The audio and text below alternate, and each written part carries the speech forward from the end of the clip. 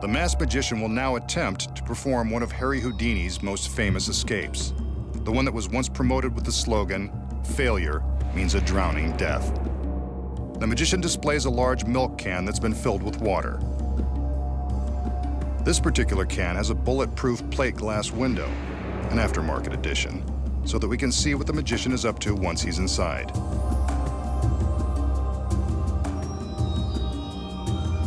His beautiful assistants remove the lid, and I think you can guess what's going to happen next. The magician steals his courage and squeezes into the can of water. In Houdini's day, shipping milk in these large metal barrels was commonplace, so milk cans weren't out of the ordinary. However, attempting to escape from one filled with water was quite an unthinkable act. It's a tight fit, but he manages to fit his arms inside and force himself down. The water cascades to the floor. It's real, all right, and wet. Step back, ladies. The magician will take a few deep breaths before he can plunge all the way into the can. That mask isn't helping matters either. He'll test his ability by trying to hold his breath in this very intimidating can. Try to hold your breath with him. His assistants place the metal lid in place. There he is, behind the glass.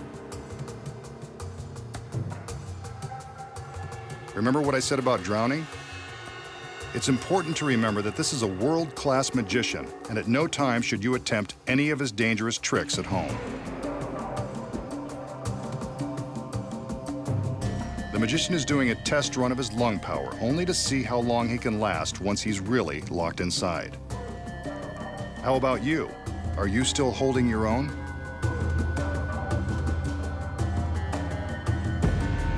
He seems to be doing okay, but remember, his hands will be shackled just like Houdini's were 100 years ago.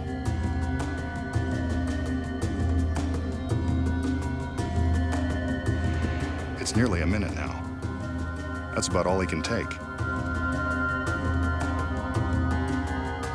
His assistants remove the lid, and it seems like he's happy to be breathing again. Did you last as long as he did? He's shaken, but ready to go on. The extra hardware will make the escape even more death-defying. The magician willingly holds out his wrists for a pair of regulation police handcuffs. Wonder where she got those. Since Houdini was known as the handcuff king, this is only fitting.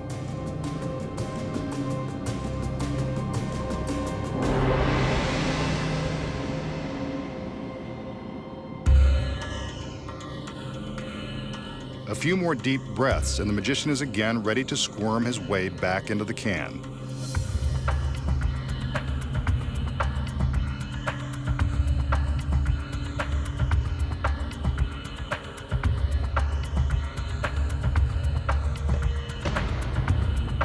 The lid is returned to its position,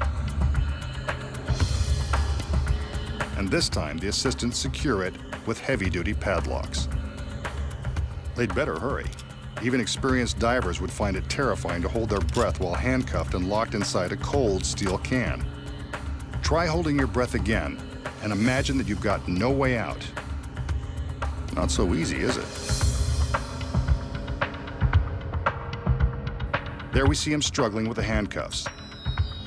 Even if he smuggled a lockpick into the can, reaching the locks on the outside would be impossible. Houdini was right.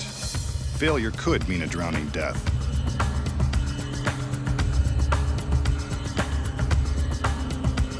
He wrestles with the cuffs for a few more seconds.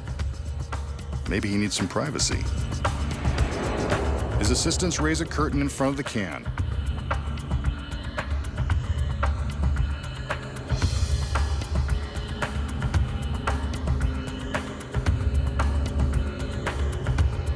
By now, he's been locked underwater for more than a minute and hasn't made any progress. This is longer than he lasted the first time before he had to be let out. He must be starting to panic. Are you still holding your breath? It's been 90 seconds now and still no sign of him. The assistants better do something. Get him out of there. He's safe. What a relief. I bet even Houdini didn't have a welcoming committee like this.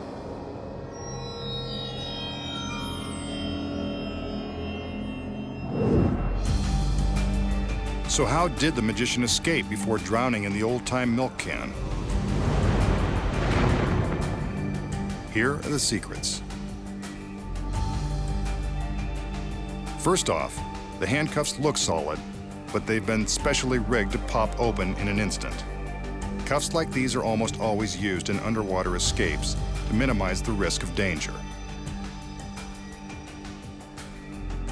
When the magician first plunges into the can, he displaces a lot of water, leaving more room for air to breathe.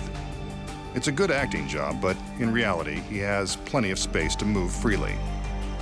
The first time we see him behind the glass, we're convinced that he has to hold his breath while inside the can. But check out the lid. The dome-shaped top allows him some extra room to reach up and take a breath whenever he needs to. While we're distracted by his hands behind the porthole, his head is safely above the waterline beneath this dome. Opening the lid to put on the handcuffs only adds more drama to the escape. The lid is locked into place with real padlocks that never get open. They don't have to, because the neck of the can is surrounded by a false collar, held on by these rivets. The assistants remove the rivets when they attach the locks. Here we see how easily the lid and the collar are removed. Next, the sheet is raised. The magician can see the sheet through the glass and knows that it's time to make his escape. He simply pushes up on the lid, and it effortlessly pops off, locks and all. All he has to do now is climb out of the can. Once the magician is outside, he replaces the lid and stands next to the can, waiting to make his miraculous appearance. The girls provide the hero's welcome, and the illusion is complete.